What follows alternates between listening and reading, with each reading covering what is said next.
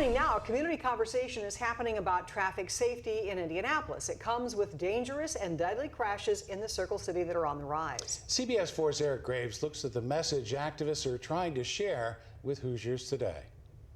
Traffic safety has been a growing concern and a growing issue over the past few years. The Indianapolis Metropolitan Planning Organization is hoping a community conversation with some new ideas from some different voices could spark some solutions. The Indianapolis Metropolitan Planning Organization says it's tracking data showing an increase in dangerous traffic crashes and deaths across central Indiana. Andrea Miller, the senior planner with the IMPO, says those numbers rose during the pandemic in 2020 and have not gone back down. Oh, hey, here we are, the point of return. I'm coming to you a little bit different right now. As it is Valentine's Day that I'm recording this, and Chris has plans with his wife, and I got plans here in a couple hours with my wife. And so we did an episode a couple of weeks ago that we ran a little bit long talking, and I cut it down. And so I'm going to just play the other half of that conversation. It's only about 10 minutes long. And the reason I started out, though, with the little traffic accident thing is I did on another podcast that I do called Small Town Confessions. I told a story about a friend of mine getting killed in a car wreck back in 1989 and only 19 years old. It wasn't drug related or anything like that. It was just an unfortunate accident. But then Chris reached out and he said that he had was actually on call, and he helped cut him out. And so he said he still has nightmares about that. And we started talking about how that affects somebody, you know, your job, the pressures and all that affects you. And another thing with the accidents is there is like an accident almost every day. You hear about an accident on the interstate, either south of us or north of us. I mean, not too far south or north. It's all pretty close, you know, and sometimes right here in the area. And it's a lot of different things contribute to it. A lot more drivers on the road, a lot more people not paying attention. I go back to once they started charging $600 to $800 or more for driver's ed. It seems like I think the accident rate has went up because I feel like people they rush through it. They don't get tested as good as they used to. But it's also got to do with the drug and alcohol, you know, because once again, you're doing this, you're not just taking your own life in your hand, you're saying, I'm not hurting nobody, whatever, but then you get behind the wheel, and there's a possibility that you are hurting someone. So that's kind of the connection there, and that's we was going to talk about that, and we're hoping we got a guest next week. So that's why I want to go ahead and just touch on that subject real quick about the pressures of the job, whether you're a fireman, policeman, or because I've known people that's in those jobs that's had issues and stuff, and they've had to deal with it, and no one can. The human condition can handle so much, but I mean, sometimes you just have your breaking point, and you just want a little relief from it. So anyway, just touch on that a little bit, and also my podcast, Small Town Confessions. Somebody reached out to me, a friend of mine. He said, "Hey, I like to tell some stories." And then he mentioned another friend of mine. Said, "Hey, well, we'll get him to tell some stories." And I reached out to him, and he said, "Yeah, he'd love to." So hopefully, I'm getting with them.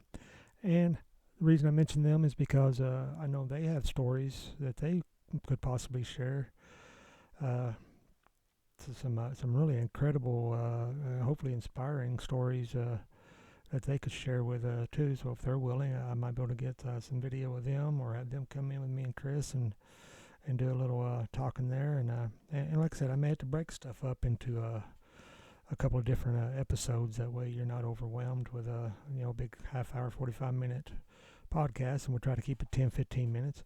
And I'm probably already running a little too long because this one's I'm going to go ahead and play a little bit of this one. So if it gets in there and it seems like it's off, it's because it's about the middle ways in through what me and Chris were talking about a couple of weeks ago. So let's go ahead and play the second half. Yeah, but they're all positive, positive, and people that's got some stories to tell. You know, especially like I seen Tricky Ricky. Being a lawyer, Lord have mercy, he's got I'm telling how many stories. Yeah, I'll probably be going back to him. He's my cousin. He's probably he helped me a lot growing up. and just, you know, I was on both sides. I was a firefighter in Austin for 12 years, school bus driver, and my wife keeps telling me, I never pictured you as a drug addict. Well, I Well- don't think anybody did. I mean, No, and it just don't discriminate. It can hit it could get anybody. And I got a victim. I started hanging around the wrong people, people, places, and things. I did read something. You say word victim. I really liked. It said, "Never consider yourself a victim as long as there's hope. Trying, Then you become an inspiration." yeah. I just like That's that. good, I yeah. can't remember if I read it or I've heard it or what I did. I went from a dope dealer to a hope dealer. So yeah, you've been trying to do good for a while now. Yeah. Is that just trying to make your amends in a way, or you just feel like No, It's I such a believe that's a calling. calling that's got on, that he's got for me. I went through what I went through to help the next person.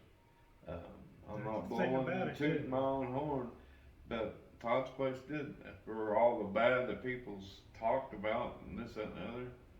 It saved a lot, helped a lot of men that's still clean and sober, yeah, that's a good sign. that are in the deacons and churches and preachers, and they're work for Centerstone as counselors and Life Springs. And, Jesus, some more places. I'll put some more in the notes again. yeah, Uh, yeah, I can. I like sent it. you a few. You can just rattle them off. I like that. I know I had a buddy go over to Lighthouse over in Washington, Yeah, and it seemed to help him a lot. I tell He you. said it wasn't easy. It wasn't easy by no scratch. No, there's none of it easy because you got to get out of your will and do God's will or their will. Because, you know, if you got your own house, you live by your rules. But when you go in somebody else's house, you got to live by their rules. Right. And they're going to give you structure and things to get you back on track to live life on life's terms.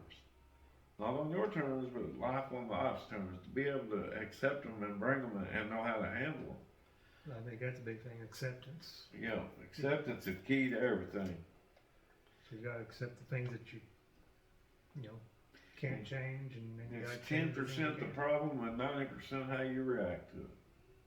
Yeah, I can see that. That's just the way that was what was told to me. That's the truth. You know, when I'm confronted with something, I can either blow up and get mad, or I can say, all right, now how we gonna fix it? Well, it's kind of everything in general, because I know when I was younger, I could think I had a quick temper. I could get mad easy and want to fight or whatever. Now I can take a step back. Every now and then I might speak too quickly, and then I usually regret it. That's human instinct, though. Right, but I think it comes with age too, and well, Yeah. experience, Yeah. not just age, experience. Yeah. But if you're struggling, reach out to me and Danny. Don't stay stuck and think that nobody cares or nobody's going to help you or this, that, and that. There's something for everybody. I don't care what you're dealing with. There's something out there, and we can lead you in the right direction. And if you want to come on here and tell your story or and you don't have to. Absolutely. You can be an addict. You know, an addict. It could be drugs, alcohol. A living problem. Yeah, just a living problem. Talk if you're homeless. You want to come on and talk about homeless. We got a space here, a safe space. You can come in and talk. Yeah. We can come to you because this is portable. We can bring it to you if we need to. You know, it could be from the addict's point of view, the mom's point of view, the dad's point of view, a family member, a friend. If you lost somebody, you tell me somebody, you just found out somebody tried to commit suicide. Yeah. So that's a big thing too. 15 years old. Yeah, that's 15 becoming a big Yeah. thing too. So please don't get to that point. There's somebody that's listening to you. And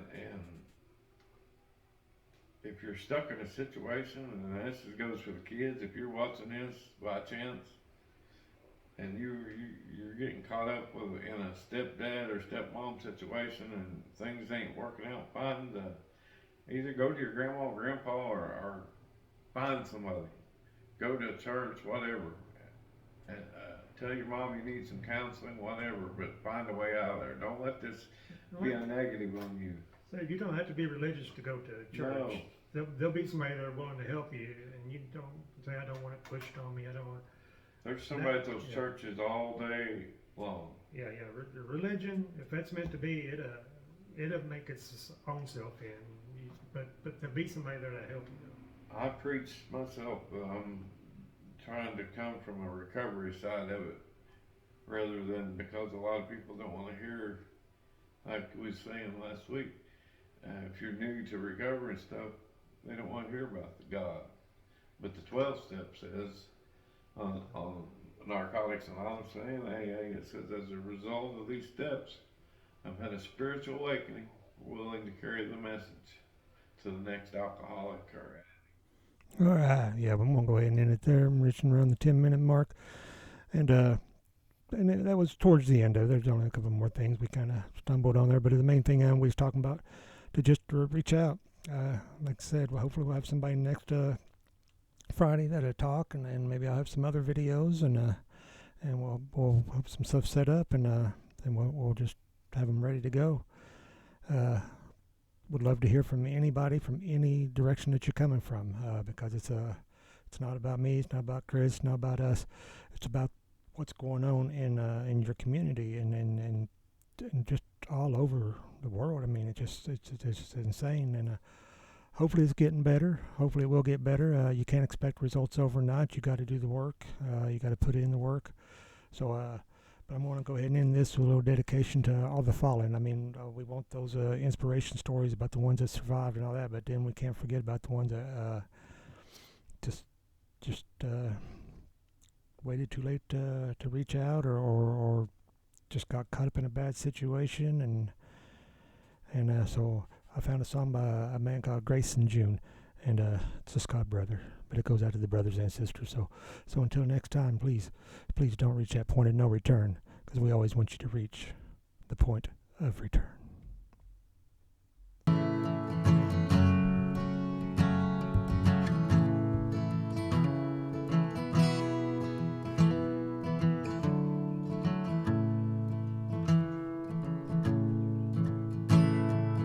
Think of the old farmhouse, picking and a strumming, all of the music and jams. Indigo on State Street, busking for dollars. Damn, that gal always makes me laugh. Think about whatever gets through another day. Sometimes that's all we have. Just listen to me, my brother. Oh, brother, please listen well. Don't be afraid to call me, help you if I can. You don't have to be alone.